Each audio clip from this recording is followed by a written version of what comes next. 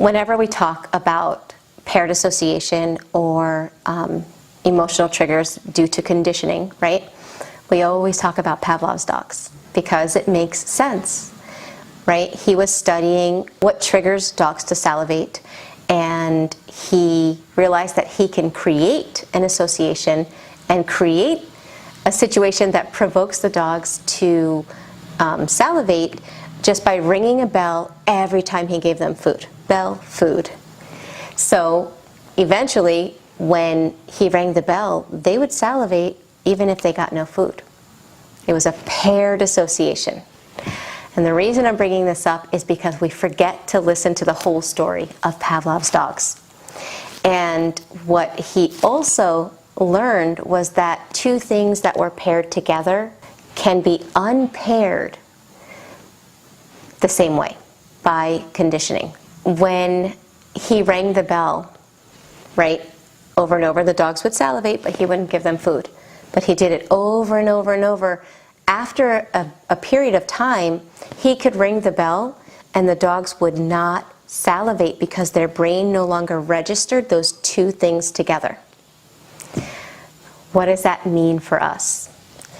It means that whatever triggers in our life are holding us back from being ourselves, from living the life that we really want, whether it's trying something new, enjoying a passion, making time for ourselves, giving ourselves self-love, expecting reciprocity from our friends, or boundaries. All of those are healthy actions, right, that we may not feel comfortable doing because of a paired association. But what we just learned is we can unpair that association. And the truth is that if we don't break the paired association, the intense negative emotions we feel when we try to engage in these things will always come up. They don't go away like the common cold. Okay, we have to do this inner work if we want to be able to do, feel, think, and be who we really are, or how we really want to be. So how do we do that? Well, if emotional triggers are holding you back in your life, get out a piece of paper and start bringing this information into your conscious awareness. In other words, make a list of your triggers. Okay? Some might be big, but some might be small triggers. Just bring them into your conscious awareness. What are the things that cause you to go, outside of the realm of who you really are? What are the things that are causing you to either go into hyper-arousal or hypo-arousal?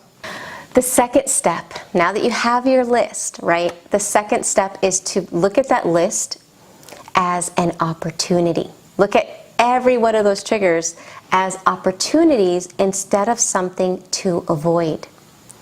Remember, when we avoid something, it gets stronger.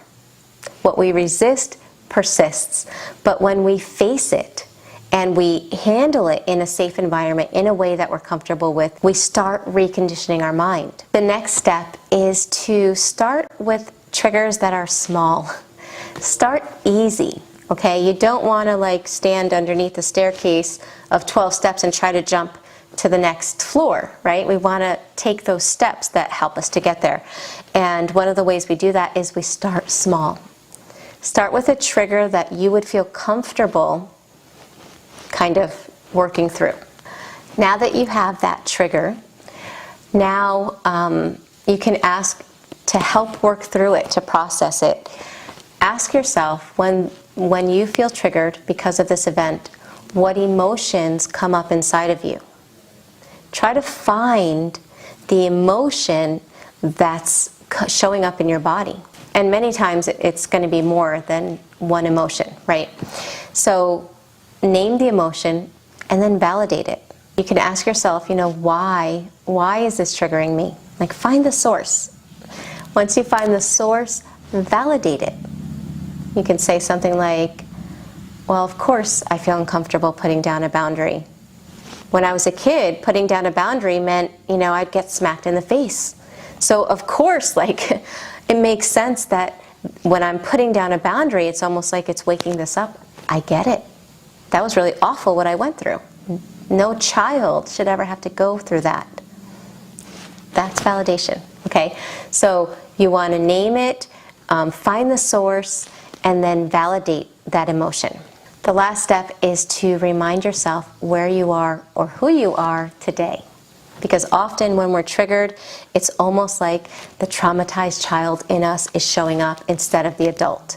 So reminding yourself sounds something like, well, even though that putting down that boundary is scary, right? Even though it reminds me of when I was a child and how scary it was to put down a boundary, I'm so glad that I'm an adult and I can take care of myself and I know how to handle this. I'm so glad that I'm able and I'm in a position now to make sure that I'm okay and to make sure that nobody hurts me anymore.